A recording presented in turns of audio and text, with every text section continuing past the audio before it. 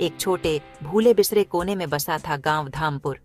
यहाँ वक्त मानो धीरे धीरे चलता था। सूरज निकलता खेतों को सुनहरा कर देता।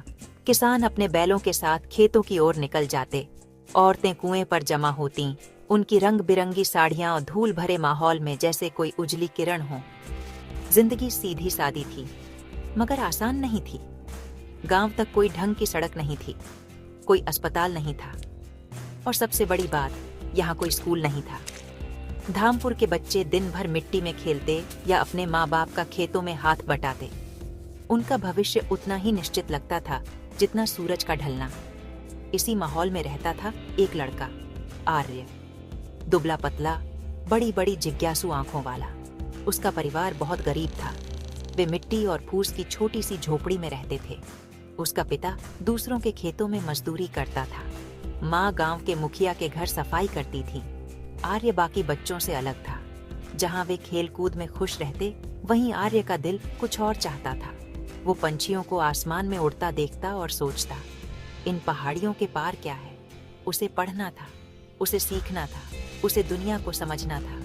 आर्य का एक सपना था, सीधा सादा लेकिन बहुत ताकतवर सपना। वह अपने गांव में एक इमारत देखता था, कई कमरों वाली बड़ी सी घंटी वाली इमारत, जहां बच्चे किताबों के साथ बैठकर नई बातें सीखते। वह खुद को और अपने दोस्तों को शब्द पढ़ना और नाम लिखना सीखते हुए देखता। बच्चों की कविताएं गूंजती, उनकी आवाजें फिजा में घुल जाती। यही सपना उसका सबसे कीमती खजाना था। ये एक राज था जो वो दिल में छुपाए रखता था। ये उम्मीद का छोटा सा बीज था जो उसकी सूखी जिंदगी में बोया गया था। उसके दिन अपने पिता के साथ खेतों में गुजरते, तपती धूप में। भारी बोझ उठाता, उसके हाथ खुरदरे हो गए थे, लेकिन उसका मन हमेशा कहीं और भटकता रहता। वो पेड़ की पत्तियों को देखता और सोचता, ये हरी क्यों है। नदी को देखता और पूछता, ये कहाँ जा रही है। हर शाम वह अपनी झोपड़ी के बाहर बैठकर तारों को देखता। उसे यकीन था कि कहीं किसी किताब के पन्नों में उसके सारे सवालों के जवाब छुपे हैं। उसकी ज्ञान की प्यास बहुत बड़ी थी और धामपुर में उसे बुझाने के लिए पानी नहीं था। आर्य का परिवार उसे पास के कस्बे के स्कूल में नहीं भेज सकता था। स्कूल बहुत दूर था और फीस बहुत ज्यादा थी। तो आर्य ने खुद ही सीखने के तरीके ढूंढ लिए। उसे पता था कि गांव के पुजारी के पास कुछ पुरानी किताबें हैं। हर दिन आर्य पुजारी के छोटे मोटे काम कर देता। मंदिर का आंगन साफ करता, पूजा के लिए पानी लाता, फूल इकट्ठा करता। ये सब वो बिना पैसे मांगे करता था। बस एक चीज मांगता था, कुछ देर के लिए पुजारी की किताबें देखने की इजाजत। पुजारी, जो एक बूढ़े और दयालु इंसान थे, उन्होंने लड़के की आंखों में ज्ञान की भूख देखी। वे आर्य को मंदिर के कोने में बैठा देते, एक घिसी पिटी किताब के साथ। पन्ने पीले और कमजोर थे, अक्षर धुंधले हो गए थे। आर्य ज्यादातर शब्द पढ़ नहीं पाता था, लेकिन वह अपनी उंगली से अक्षर छूता, तस्वीरों से मतलब समझने की कोशिश करता। कभी कभी पुजारी उसे एक दो अक्षर सिखा देते। यह अ है, पुजारी कहते, उंगली से दिखाते। आर्य बार बार दोहराता, अ अ अ। वह हर अक्षर को जैसे कोई कीमती गहना मानता। वह इन्हें मिट्टी में लकड़ी से लिखने की प्रैक्टिस करता। हर नया अक्षर उसके लिए एक जीत थी। उसका सबसे बड़ा खजाना था एक फटा हुआ अखबार का पन्ना। उसे ये गांव की दुकान के पास जमीन पर पड़ा मिला था। किसी ने इसे सामान लपेटने के लिए इस्तेमाल किया था। बाकी लोग इसे कचरा समझते, लेकिन आर्य के लिए ये दूसरी दुनिया की खिड़की था। वह इसे प्यार से सीधा करता और जेब में छुपा कर रखता। रात को छोटी सी तेल की बाती की कमजोर रोशनी में वह उसे निकालता, छपे हुए शब्दों को पढ़ने की कोशिश करता। हफ्तों लग गए, लेकिन धीरे धीरे वह कुछ शब्द पहचानने लगा। शहर, रेल, स्कूल जैसे शब्द। ये शब्द उसकी कल्पना को पंख देते और उसके सपने को और मजबूत बनाते। ज्ञान की तलाश उसकी रोज की लड़ाई थी। कागज नहीं था तो जमीन पर लिखता, कलम नहीं थी तो लकड़ी या कोयले का टुकड़ा इस्तेमाल करता, किताबें नहीं थीं तो हर टुकड़े को संभाल कर रखता। जहाँ बाकी बच्चों के हाथ मिट्टी से गंदे होते, आर्य के हाथ अक्सर कोयले से काले होते थे, क्योंकि वह लिखने की प्रैक्टिस करता था। उसकी गरीबी उसके सामने एक बड़ी दीवार थी, लेकिन उसका हौसला एक छोटी मगर ताकतवर हथौड़ी था। हर अक्षर सीखकर वह उस दीवार का एक छोटा टुकड़ा तोड़ देता, ये मानकर कि एक दिन ये दीवार गिर जाएगी। धामपुर में हर कोई आर्य के जुनून को नहीं समझता था। बहुत से गांव वाले उसकी पढ़ने की आदत को अजीब मानते थे। जब बाकी लड़के खेती या पशु चराना सीख रहे होते, आर्य अक्सर कुछ पढ़ने की कोशिश करता दिखता। गांव के बुजुर्ग सिर हिलाते, देखो इसे, कोई कहता मजदूर का बेटा है, इसे हाथ का काम सीखना चाहिए, दिमाग में बेकार के अक्षर भरने से क्या होगा, पढ़ लिख कर पेट थोड़ी भरेगा। बाकी लोग हंसते और सहमति में सिर हिलाते। उनका मानना था कि हर किसी की जिंदगी का एक तय रास्ता होता है और आर्य अपनी हद से बाहर जाने की कोशिश कर रहा है। गांव के बच्चे भी उसका मजाक उड़ाते। वे उसे अकेला बैठा देखते, धूल में अक्षर बनाता हुआ।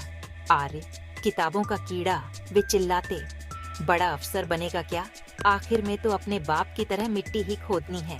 वे उसकी लकड़ी छीन लेते जो उसने बड़ी मेहनत से अक्षर लिखने के लिए इस्तेमाल की थी और उसके बनाए अक्षर मिटा देते। आर्य के दिल में चुभन होती, उनके शब्द पत्थरों से भी ज्यादा चोट पहुंचाते।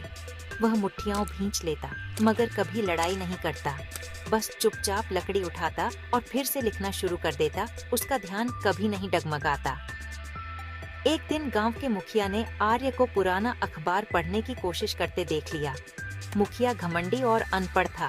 वह जोर से हंसा, बेटा, तेरा बाप मेरे खेत में काम करता है, तेरी माँ मेरे घर सफाई करती है, तेरी किस्मत सेवा करने की है, पढ़ने की नहीं। ये सपने छोड़ कोई काम सीख। स्कूल का सपना बेवकूफी है, कौन बनाएगा स्कूल, कौन पढ़ाएगा उसमें। मुखिया के शब्द आर्य का हौसला तोड़ने के लिए थे। बहुत से गांव वाले जो वहां जमा थे सिर हिलाकर सहमति जताते।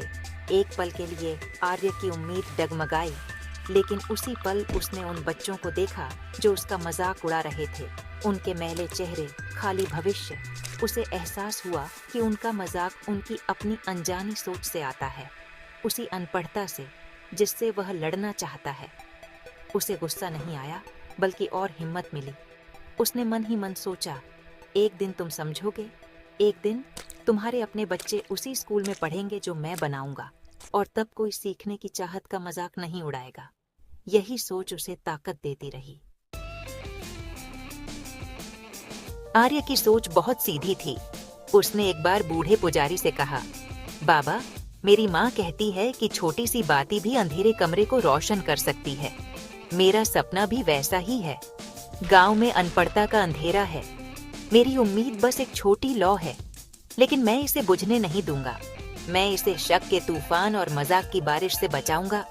पुजारी मुस्कुराए, लड़के की समझदारी देखकर। उन्हें लगा, आर्य का जज्बा बहुत मजबूत है, ये आसानी से टूटने वाला नहीं है। यही छोटी सी उम्मीद की लौ हर दिन उसे आगे बढ़ने की ताकत देती थी। वह छोटी छोटी चीजों से प्रेरणा लेता, देखता कि कैसे एक छोटा बीज बड़ा पेड़ बन जाता है। समय और सब्र लगता है मगर हो जाता है। देखता कि नदी कैसे धीरे धीरे पत्थर को काटकर रास्ता बना लेती है, लगातार कोशिश से, मगर हो जाता है। उसे यकीन था कि उसका सपना भी सच हो सकता है अगर वह मेहनत करे और कभी हार न माने। उसने पैसे बचाने शुरू किए। जब भी माँ से मिठाई के लिए सिक्का मिलता वह बचा लेता।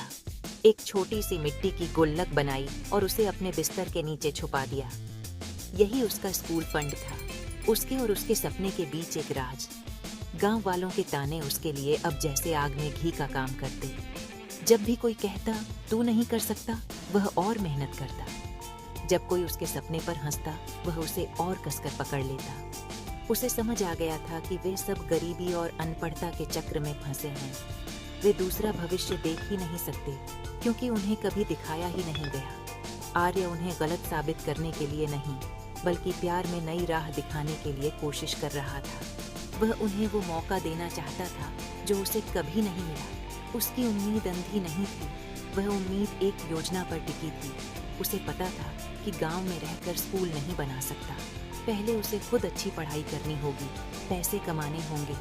उसने ठान लिया कि उसे शहर जाना है, शहर जहां मौके हैं, जहां वह सीख सकता है और आगे बढ़ सकता है। परिवार और गांव को छोड़ने का ख्याल डरावना था, मगर अपने सपने के मर जाने का डर उससे कहीं बड़ा था। तो उम्मीद की छोटी लौ को दिल में जलाए आर्य अपनी जिंदगी की सबसे बड़ी यात्रा की तैयारी करने लगा। जब आर्य 16 साल का हुआ तो उसे एहसास हो गया कि अब वक्त आ गया है। उसने अपने मिट्टी के गुल्लक में थोड़े बहुत पैसे जमा कर लिए थे। ये बहुत ज्यादा तो नहीं थे, लेकिन शहर तक जाने के लिए एक तरफा टिकट के लिए काफी थे। उसने अपने माता पिता को अपनी योजना के बारे में बताया। उसकी माँ रो पड़ी। उनका दिल बेटे के लिए डर से भर गया। उसके पिता काफी देर तक चुप रहे। उन्होंने अपने बेटे की आंखों में झांका, उस जज्बे की आग को देखा जो उसमें जल रही थी। आखिरकार उन्होंने आर्य के कंधे पर हाथ रखा और कहा, जा बेटा, अपने सपने का पीछा कर। हम गरीब हैं, लेकिन तुझे अपनी दुआएं दे सकते हैं। शहर की तरफ सफर वाकई बहुत भारी था। आर्य ने कभी ट्रेन नहीं देखी थी। तेज आवाजें और भीड़ भाड़ उसे डरा रही थीं, लेकिन उसने अपने छोटे से बैग और अपने बड़े सपने को मजबूती से थामे रखा। शहर तो जैसे एक सीमेंट का जंगल था। ऊंची ऊंची इमारतें आसमान को छूती थीं। एक ही सड़क पर गांव से कहीं ज्यादा लोग थे। सब कुछ तेज और शोरगुल भरा था। पहले कुछ हफ्तों में आर्य खुद को बिल्कुल अकेला और खोया हुआ महसूस करता था। उसने एक छोटी सी चाय की दुकान पर काम करना शुरू किया। सुबह से देर रात तक बर्तन धोना और ग्राहकों को चाय देना। वह दुकान के फर्श पर ही सो जाता। सारी मुश्किलों के बावजूद उसने अपना लक्ष्य कभी नहीं भुलाया। उसने रात के स्कूल में दाखिला लिया। 12 घंटे से ज्यादा काम करने के बाद वह थका हुआ शरीर और उत्साहित मन लिए स्कूल जाता। स्कूल के बाद वह स्ट्रीट लाइट के नीचे पढ़ाई करता। वह बहुत जल्दी सीखने लगा। उसका दिमाग जो बरसों से प्यासा था, अब किताबों का ज्ञान सोख रहा था, जैसे सूखी मिट्टी पानी को सोखती है। पढ़ाई में वह सबसे आगे निकल गया। नाइट स्कूल के अध्यापक उसकी लगन देखकर बहुत प्रभावित हुए। उन्होंने उसे किताबें और सलाह देकर मदद की। साल बीत गए। आर्य की मेहनत रंग लाई। उसे एक अच्छे कॉलेज में पढ़ाई के लिए स्कॉलरशिप मिल गई। उसने इंजीनियरिंग की पढ़ाई शुरू की। खुद का खर्चा चलाने के लिए वह पार्ट टाइम काम भी करता रहा। हर महीने अपने माता पिता को थोड़ा बहुत पैसा भेजता। जो लड़का कभी धूल में अक्षर बनाता था, अब वह जटिल गणित के सवाल हल कर रहा था। जिसे कभी उसके सपनों के लिए चिढ़ाया गया था, अब वह कागज पर पुल और इमारतें बना रहा था। लेकिन उसने कभी अपने सबसे बड़े सपने को नहीं छोड़ा। हर डिग्री और हर बचाए हुए पैसे के साथ वह धामपुर में स्कूल बनाने के अपने मकसद के और करीब पहुंच रहा था। 10 साल बाद आर्य वापस धामपुर लौटा। अब वह पतला, धूल से सना लड़का नहीं था जो कभी गांव से गया था। वह अब एक आत्मविश्वासी युवक था, एक सफल इंजीनियर। इस बार वह पैदल नहीं, बल्कि किताबों, चार्ट्स और बिल्डिंग प्लान से भरी एक जीप में आया। गांव वाले उसके चारों ओर इकट्ठा हो गए। उनकी आंखों में जिज्ञासा थी। वे उसे पहचान तो रहे थे, पर उसके इस रूप पर विश्वास नहीं कर पा रहे थे। गांव के मुखिया, जो अब बूढ़े और कमजोर हो चुके थे, दूर से सब देख रहे थे। उन्हें वे शब्द याद आ रहे थे जो उन्होंने बरसों पहले उस लड़के से कहे थे। आर्य अपने पुराने मिट्टी के घर गया। उसके माता पिता अब बूढ़े और कमजोर हो चुके थे। जैसे ही उन्होंने अपने बेटे को देखा, उनकी आंखों में खुशी के आंसू आ गए। आर्य ने उनके पैर छुए और पहली बार घर लाया गया बड़ा सा पैसा उनके हाथों में रख दिया। यह आपके लिए है, उसने धीरे से कहा। अब आपको कभी काम नहीं करना पड़ेगा। इसके बाद आर्य ने गांव वालों को गांव के बीचों बीच बुलाया। उसने जमीन पर एक बड़ा सा कागज फैलाया। यह एक नए भवन का नक्शा था। मैं अपना वादा निभाने लौटा हूँ, उसने घोषणा की। मैं हमारे गांव के लिए स्कूल बनाने आया हूँ। भीड़ में हलचल मच गई। कुछ लोग संशय में थे तो कुछ की आंखों में एक नई उम्मीद चमक रही थी। आर्य ने गांव के किनारे की एक बंजर जमीन की ओर इशारा किया। वहां उसने कहा, हम धामपुर गांव स्कूल बनाएंगे। इसमें क्लासरूम्स होंगे, एक लाइब्रेरी होगी और बच्चों के खेलने के लिए मैदान भी। हमारे बच्चों को अब पढ़ाई बीच में छोड़नी नहीं पड़ेगी। वे वही शिक्षा पाएंगे जिसके वे हकदार हैं। उसने बताया कि वह इस प्रोजेक्ट के लिए अपनी सारी बचत लगाएगा। उसे सिर्फ गांव वालों का साथ और मदद चाहिए थी। वही लोग जिन्होंने कभी उसका मजाक उड़ाया था, अब मदद के लिए आगे आए। जो लोग उसे सपने देखने वाला कहते थे, अब वे उसकी मेहनत में हाथ बंटाने लगे। उन्होंने उसकी आंखों में सच्चाई देखी और अपने बच्चों का भविष्य उसके सपनों में देखा। निर्माण कार्य शुरू हो गया। आर्य खुद गांव वालों के साथ ईंटें उठाता, सीमेंट मिलाता। निर्माण की आवाजें अब धामपुर की फिजा में उम्मीद की एक नई धुन बन गई थी। स्कूल सिर्फ ईंट पत्थर से नहीं, बल्कि पूरे गांव की सामूहिक उम्मीद से बन रहा था। जिस दिन स्कूल का उद्घाटन हुआ, वह धामपुर के लिए एक उत्सव का दिन था। स्कूल की इमारत ऊंची और गर्व से खड़ी थी, रंग बिरंगे रंगों में रंगी हुई। दरवाजे पर एक बड़ा पीतल का घंटा लटक रहा था। आर्य ने अपने पुराने गुरु पुजारी जी को फीता काटने के लिए बुलाया था। बूढ़े पुजारी के हाथ कांप रहे थे, लेकिन उनकी आंखों में गर्व की चमक थी। पूरा गांव वहां मौजूद था। सबने अपने सबसे अच्छे कपड़े पहने थे। बच्चों की आंखों में स्कूल को देखकर हैरानी और खुशी थी। यह उनके लिए किसी महल से कम नहीं था, ज्ञान का महल, जो सिर्फ उनके लिए बना था। आर्य खुद पहला शिक्षक बना।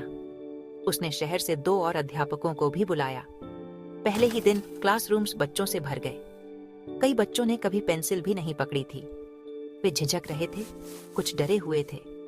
आर्य ने हर बच्चे का मुस्कान के साथ स्वागत किया। उसे पता था, वह सिर्फ उन्हें अक्षर नहीं सिखा रहा, बल्कि उन्हें सपने देखना सिखा रहा है। उसने पढ़ाई को मजेदार बनाया, कहानियां सुनाई, गाने गाए, रंगीन चार्ट्स से चीजें समझाईं। वह चाहता था कि बच्चे स्कूल आना पसंद करें। स्कूल में एक छोटी लाइब्रेरी थी, जिसमें आर्य शहर से ढेर सारी किताबें लाया था। पहली बार धामपुर के बच्चों को दूर दराज की कहानियां, महान नायकों की बातें और विज्ञान के चमत्कार पढ़ने को मिले। लाइब्रेरी स्कूल का सबसे पसंदीदा हिस्सा बन गई। बच्चे वहां घंटों किताबों की दुनिया में खोए रहते। बच्चों के पढ़ने की आवाज, जो कभी आर्य का सपना थी, अब उसके गांव की हकीकत बन गई थी। स्कूल सिर्फ एक इमारत नहीं था, वह पूरे समुदाय का धड़कता दिल बन गया था। गांव पर इसका असर तुरंत दिखा। जो बड़े कभी स्कूल नहीं गए थे, वे भी खिड़कियों के पास खड़े होकर पढ़ाई सुनते थे। कुछ तो अपने बच्चों से प्रेरित होकर आर्य की शुरू की गई विशेष शाम की कक्षा में भी शामिल हो गए। वे अपना नाम लिखना और जोड़ घटाना सीखने लगे। उनकी आंखों में अब एक नई जागरूकता और आत्मसम्मान की चमक थी। स्कूल ने गांव में एक शांत क्रांति शुरू कर दी थी। यह धीरे धीरे लेकिन निश्चित रूप से गांव को अज्ञानता के अंधेरे से बाहर निकाल रहा था। स्कूल ने धामपुर के माहौल को ही बदल दिया। जो धूल भरी गलियां कभी बेवजह की आवाजों से गूंजती थीं, वहां अब बच्चे कविताएं और पहाड़े दोहराते हुए घर जाते थे। शाम को जब परिवार एक साथ बैठते, तो बच्चे अपने माता पिता को सिखाई गई बातें दिखाते।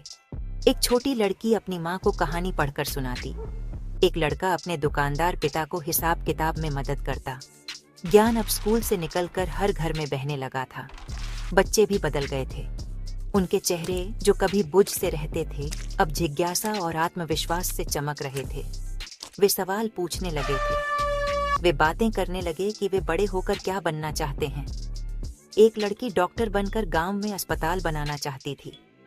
एक लड़का वैज्ञानिक बनना चाहता था। स्कूल ने उन्हें सिर्फ किताबें नहीं दी थीं, बल्कि महत्वाकांक्षा दी थी। उसने उनके लिए संभावनाओं की दुनिया के दरवाजे खोल दिए, जिनका उनके माता पिता ने कभी सपना भी नहीं देखा था। गरीबी का चक्र अब टूटने लगा था। आर्य यह बदलाव देखकर खुशी से भर गया। उसे हर उस बच्चे में अपना छोटा रूप दिखता, जो ज्ञान का भूखा था। उसके सपने अब बच्चों की आंखों में चमक रहे थे। बीते दिनों की ताने और कठिनाइयां अब उसे दूर की बातें लगती थीं। उसने सिर्फ ईंटों की इमारत नहीं बनाई थी, बल्कि अपने पूरे समुदाय के भविष्य की नींव रख दी थी। उसे अब यकीन था कि ये बच्चे बड़े होकर जागरूक नागरिक बनेंगे, जो गांव को और आगे ले जाएंगे। वह छोटी सी उम्मीद की लौ, जिसे आर्य ने इतने जतन से बचाए रखा था, अब एक अलाव बन चुकी थी। वह पूरे गांव को गर्माहट दे रही थी। स्कूल अब इस बात का प्रतीक बन गया था कि एक व्यक्ति की दृढ़ता क्या कुछ कर सकती है। आर्य की कहानी, मजदूर के बेटे की जिसने स्कूल बनाया, अब सिर्फ धामपुर ही नहीं, आसपास के गांवों में भी बच्चों को प्रेरित करने वाली कहानी बन गई थी। यह शिक्षा की ताकत और एक अडिग सपने की गवाही थी। आज 10 अक्टूबर 2025 को धामपुर गांव स्कूल एक जीवंत संस्था बन चुका है। अब इसमें और ज्यादा क्लासरूम्स हैं और ज्यादा शिक्षक हैं। जो बच्चे पहले बैच में थे वे अब शहर के कॉलेजों और विश्वविद्यालयों में पढ़ रहे हैं, ज्ञान की मशाल आगे बढ़ा रहे हैं। कुछ ने तो वादा भी किया है कि वे भी आर्य की तरह अपने गांव लौटकर सेवा करेंगे। गांव खुद भी बदल गया है। पढ़े लिखे युवाओं की वजह से खेती, व्यापार और स्वास्थ्य के नए विचार अब यहाँ पनप रहे हैं। धामपुर अब देश का भूला बिसरा कोना नहीं रहा। आर्य की कहानी हम सबके लिए एक सीधी और गहरी सीख है।